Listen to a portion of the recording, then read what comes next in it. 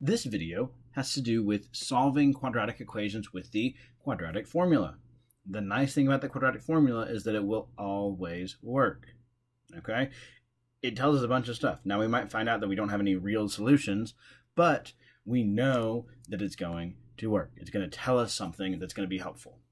Okay? So first off, we must be in standard form of ax squared plus bx plus c equals 0. Must be in standard form. We must be in standard form.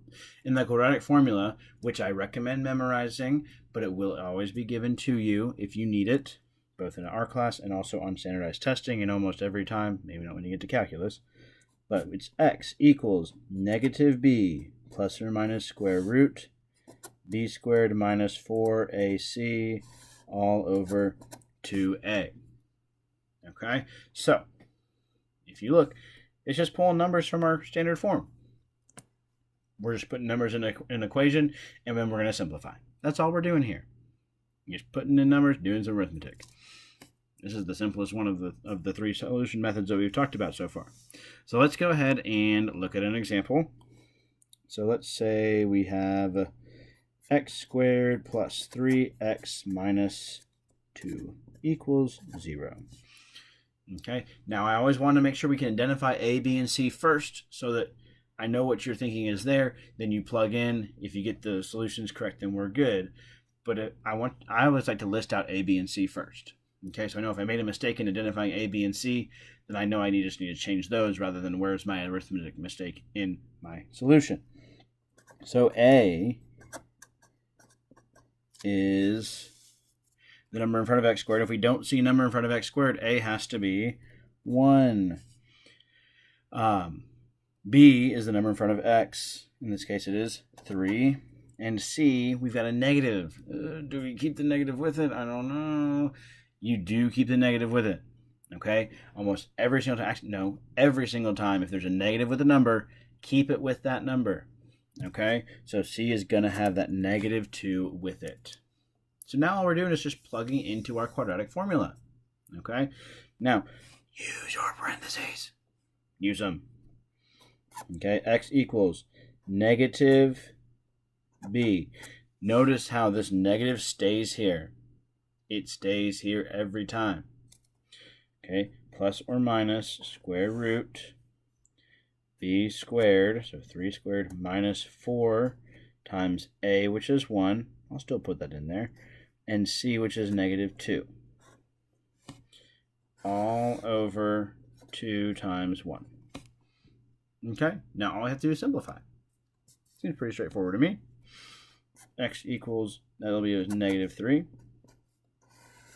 I'm going to do the denominator first because it's a bit easier. Okay, now 3 squared, 3 times 3 is 9. Negative 4 times 1 is negative 4 times negative 2 is positive 8.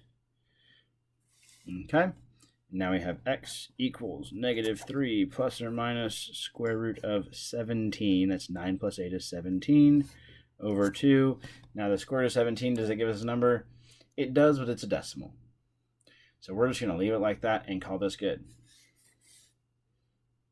See? All we did was identified A, B, and C, plugged them in, just did some arithmetic, got to where we needed to get.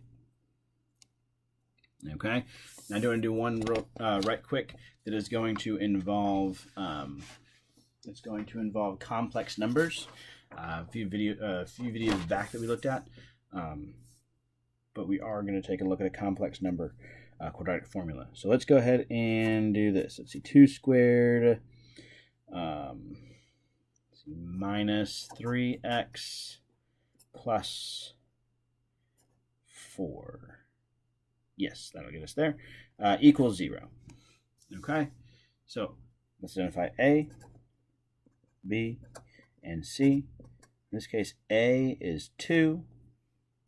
B, keep the negative with it, is negative 3. And C is 4. Okay, so I'll go ahead and give us back our quadratic formula for a quick second while we plug in. Now, this is why I have a negative in front of that 3, is because I cannot emphasize enough. This negative here before the B must stay. Now I'm plugging in b, which is -3. Okay, this negative will always be here out front, and this is why we always plug in parentheses. Okay, now we do plus or minus b squared minus 4 times a times c all over 2 times a. Okay, now we're good to go on the quadratic formula. Let's go ahead and simplify some more. You've got x equals +3 plus or minus, inside of square root, -3 squared is 9, minus 4 times 2 is -8, minus 8 times 4 is -32, all over 4.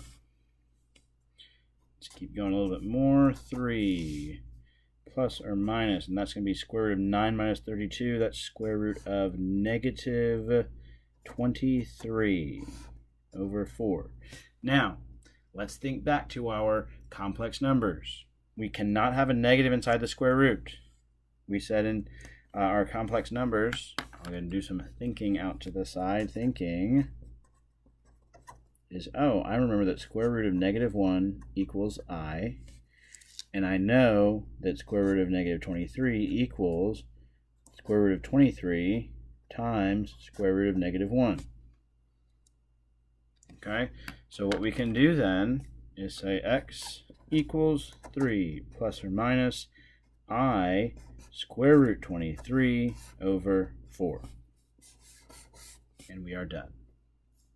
Okay, so all that you're doing in quadratic formula is identifying a, b, and c, plug them into the quadratic formula, and then simplify.